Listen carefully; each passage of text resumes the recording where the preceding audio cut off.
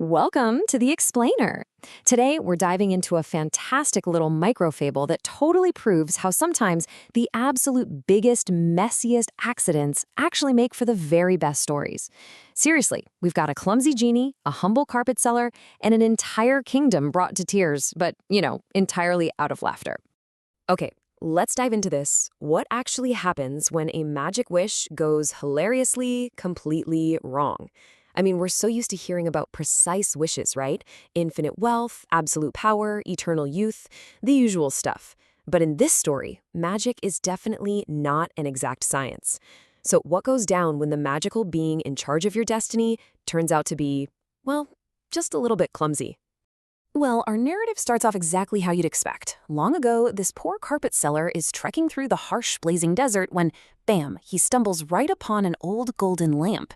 Following those ancient tropes we all know and love, he gives it a quick rub, and instantly out pops a super cheerful genie, completely ready to change this guy's life forever. With this massive, booming, incredibly joyful voice, the genie announces, "I can grant one wish."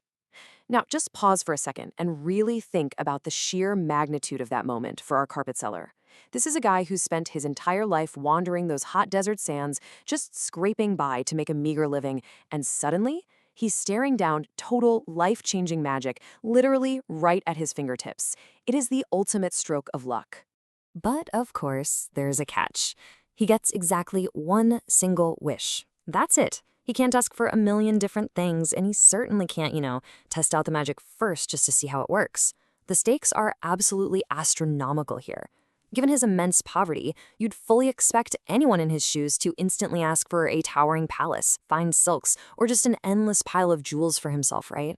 But what he actually chooses is incredibly selfless. Instead of going for personal riches, the seller wishes for a literal mountain of dates to feed his hungry village. It's such a deeply heartwarming intention. I mean, he's using his one and only miraculous shot at infinite magic to make absolutely sure his community never has to go hungry again.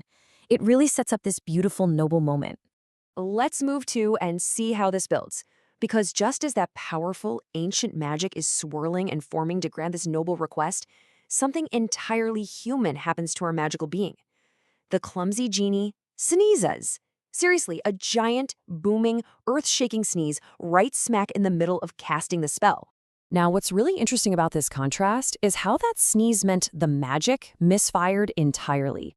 Instead of perfectly placing a life-saving mountain of dates for a starving village, thousands upon thousands of dates were suddenly dropped miles and miles away, right on top of the royal palace. Suddenly, the pristine, highly secure royal courtyard is an absolute disaster zone. And the physical comedy here is just fantastic.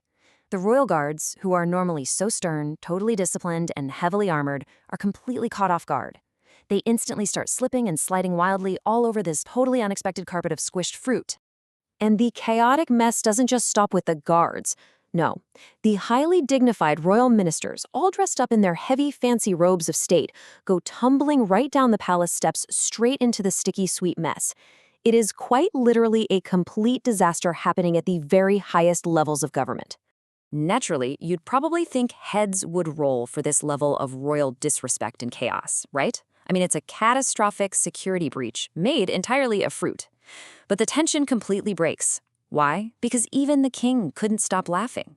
Sitting up there on his throne, watching his entire serious, stuffy royal court slip-sliding around on dates.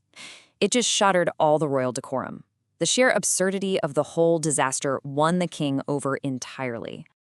Fortunately, our clumsy but totally well-meaning genie quickly gathered up all those scattered dates from the palace floors and finally delivered them safely back to the village exactly as the carpet seller had originally asked. And because the king was just so thoroughly amused by the whole sticky ordeal, he actually decided to reward our humble carpet seller with bags of actual gold. So, the crucial point is what happens amidst all that laughter and chaos. The king makes this really wise observation. He declares, even mistakes can bring happiness when they end with kindness. It's a brilliant summary of the whole crazy event.